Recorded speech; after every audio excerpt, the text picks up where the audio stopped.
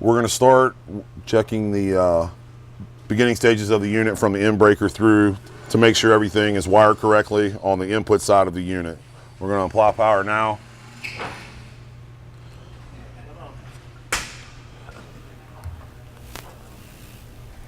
I'm going to check the top of our breaker.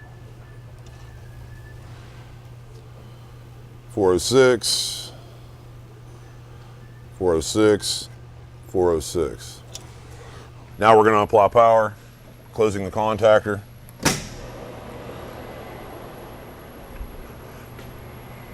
Check our first set of safety fuses here.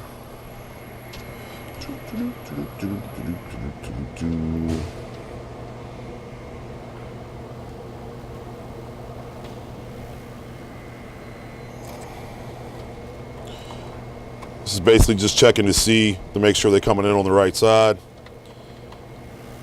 Want to make sure we have the same voltages here as we had on the top of the breaker, which we do.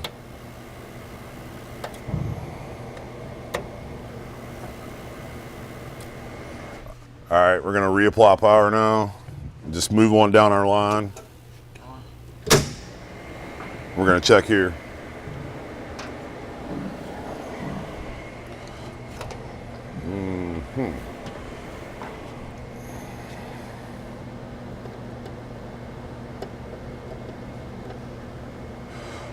Continue down the line, just making sure all our fused sections are wired right, making sure the voltages are right. This goes to our feedback board there. We just want to make sure it's right and it's not coming in the wrong side or anything. Okay. Disconnect.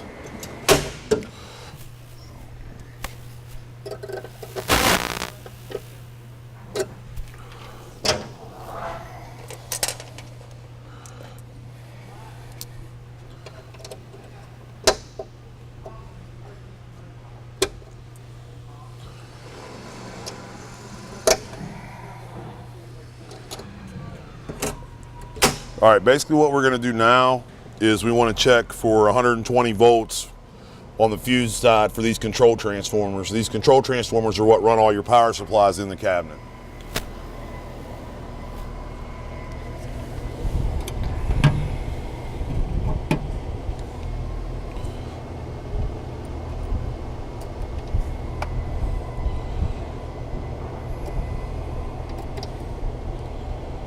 $113. 113. Okay. Now we're going to reapply power. Good. Okay, now we should have power throughout. Let's come around here. Now our display and everything is lit up, where we can see our output voltages and our input voltages. Input, output. So what we're going to be doing now is reapplying power. This is where we're going to start the unit in manual and we're going to run it up to the 270 volts so we can set the feedback.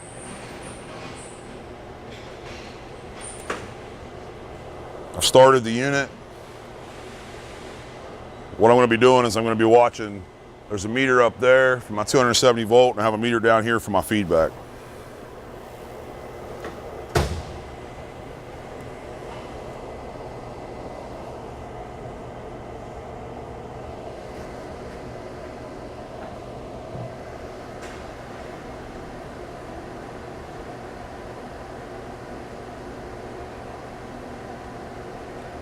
$120, $150.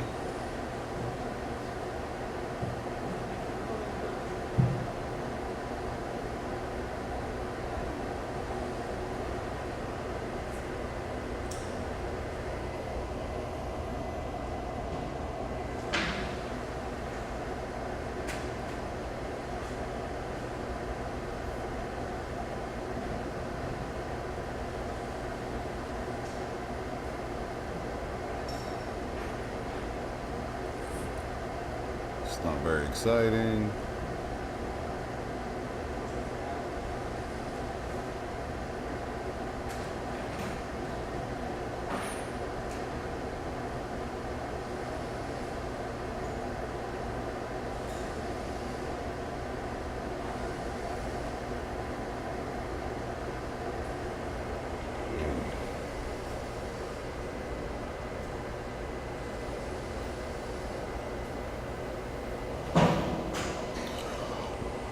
Once we establish 270 up there, then we have to adjust our feedback down here to 2.5 volts.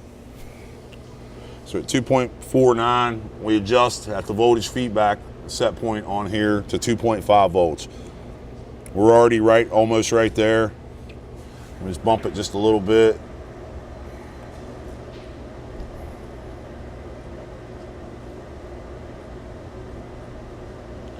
It puts us at 2.5 volts. Once that's established, we have to make sure we run it back down because we're in the manual and stop the unit.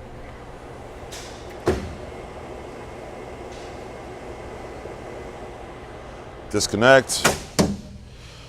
Now that we've checked everything in manual, we've set our voltages, we've set our voltage feedback, we switched over to automatic, and we're going to start the unit up in automatic.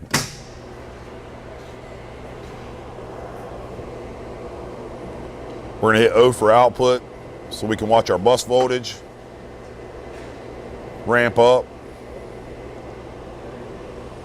We've hit the start button. It's actually flashing and showing you that the DC bus is charging. It's ramping up. Once it gets to a certain voltage, right around 320 volts, it starts the output and brings you up to 270 volts. Now we're ready to test.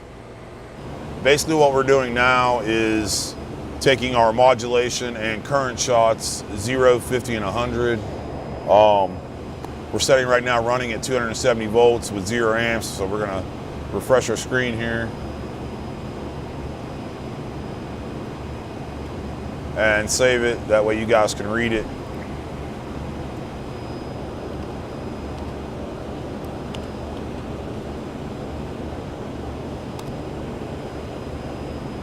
Now we're going to apply 50% load.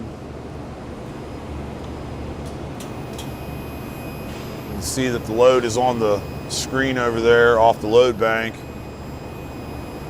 Refresh here.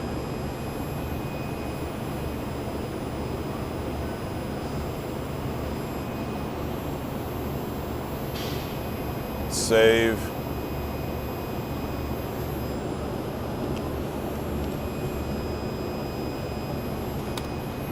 Now we're going to go ahead and jump up to 100% load.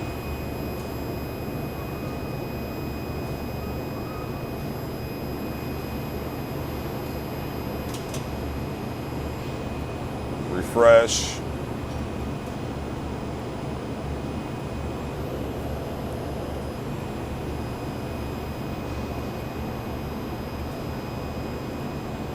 Basically, these are just modulation shots to be able to see what the unit's doing on the output, what's going to be feeding the plane.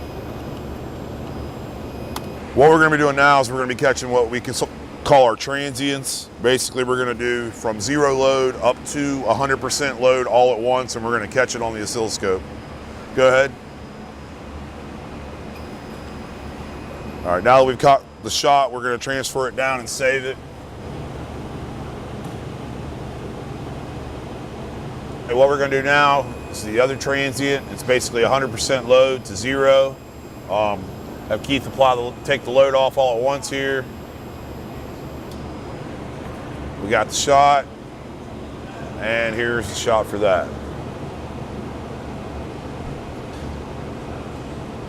All right, what we're going to do now is we're going to be measuring what our bus voltage looks like when we apply 100% load all at once. Keith, if you would.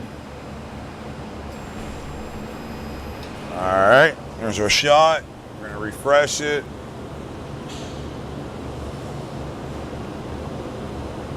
Bring our voltage down here so we can see it.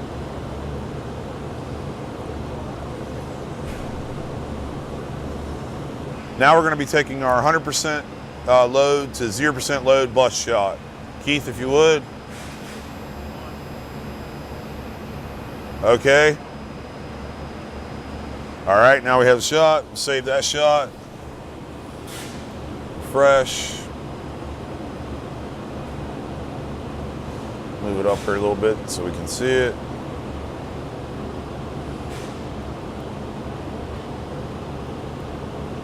Now we'll save that shot.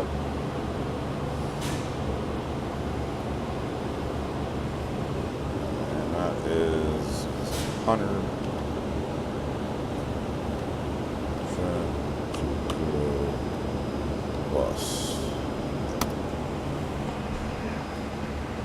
Now we are going to show the bus discharge. It's going to show the time frame of how long it takes for the bus to run all the voltage off. Go ahead.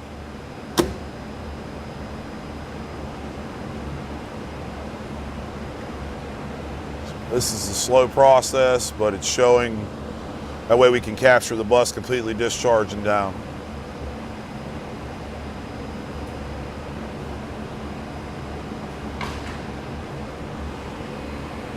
Now we're going to save that shot.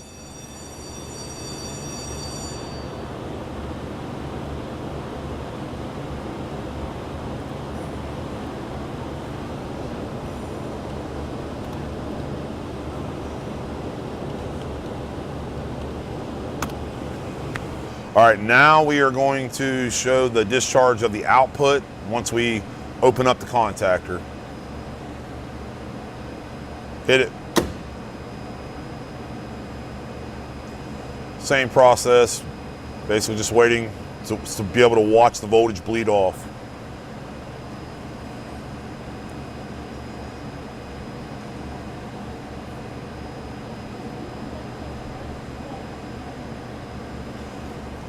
Now we'll refresh it. And this is our output discharge.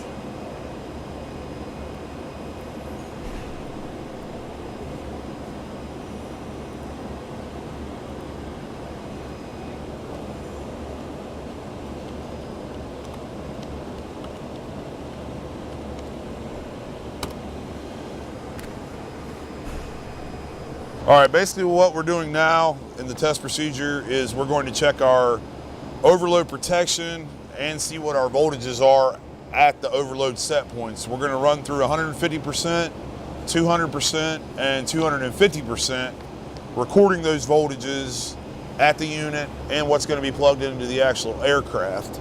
Once we record those voltages, then we're going to check our actual overload protection to make sure the unit trips offline like it's supposed to. So we're going to go ahead with 150%. Go ahead. All right, we are at 271 at the unit and 267 at the end of the cable. All right, next we're going to do 200%. Ready when you are? Got it. 200%, we're at 257 at the unit, 252 at the load, at the end of the cable. All right, now we're going to do 250%. Ready? Got it. 246 at the cabinet, 241 at the end of the cable. All right, now what we're going to do is we are going to overload it 150% to make sure the protection kicks in. What this is going to do is it's going to hold for about 5 seconds, and it should trip the output contactor. It should open it up. That way we're not feeding power into the plane on an overload. 150% overload, here we go.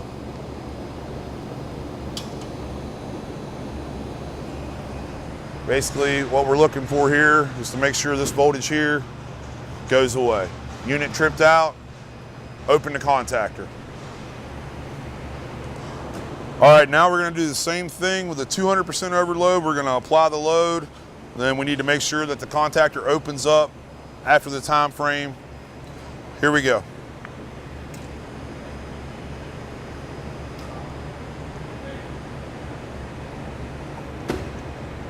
It done exactly what it was supposed to do. It tripped out. Last but not least, we're gonna do 250% overload, same as 150 and 200. We're just checking to make sure the output contactor opens up on an overload. Go ahead.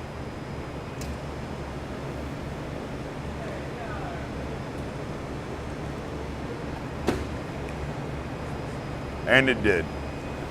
All safety functions on overloads worked. We're going to go through some basic functions on our LCD display here. We have one here on the unit. We also have a remote station that's the same as the LCD. There are some few things different on the actual remote station. We'll walk through that here in a few minutes. Input breaker on. Unit comes in with the power LED lit up. You have an O for output and I for input. If you hit I, it shows you your input voltage and your input current. Your O shows you your output voltage, your output amperage, your DC bus voltage, your interlock voltage, and your amperage for your interlock. Basically, starting the unit, you have a start button. S charges the bus, turns the supply on. We have a ramp up momentary as it's coming up. You will eventually hear the pre-charge contactor close and produce output voltage. Once it reaches 270 volts on your output, you got output on light, 270, 270 amp on off. If you hit this button, it tells you your interlock's active and your output is closed. Now you're giving power to your aircraft. Everything works in reverse. To shut it down, open your contactor, stop your unit, turn the breaker off. As far as your menu selections go, M for menu.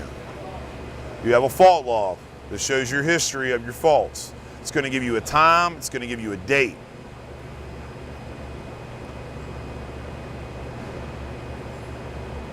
To go back out, menu. You have a KVA and kilowatt counter. You have a clock and calendar. In your main menu, after your clock and calendar, you use menu to scroll down for 4, 5, 6. Once you get into 4, 5, and 6, you can hit 4 for your IGBT temperatures. That just shows you what your temperatures are on your inverters. It reads it in F and C. To back out, you hit menu. Set points will show you everything your unit is set up for, from your input voltage to your output voltage to your kilowatts. Again, to back out, you have to hit M. Hit it again. It's just showing you all your set points. You hit M again, it shows you your 7, 8, 9. Your C and D, L and M have bypasses. You can access them through this. Your Modbus set points for what it needs to be set up through, you can access through this menu. Also your calibration menu. A lot of these menus are going to ask for passwords. Those passwords will be provided in the manual, and they're provided inside of the cabinet on a label. Just as we walk through the display on the unit, this is going to be your remote display where most of your operators are going to be operating from. It's almost the same, except on your unit you have 9 options. On this one you only have 6, 1, 2, 3, 4, 5, 6.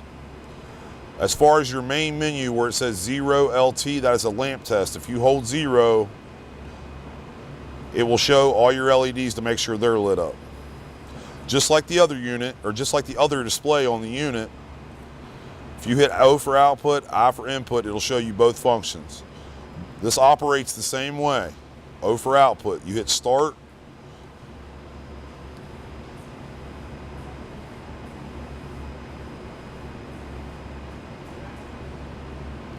You'll hear your pre-charge contactor close, and your output voltage will start to ramp up. Your buttons, functions, output 1 to close your contactor. Reverse order, just like on the unit. 1, stop.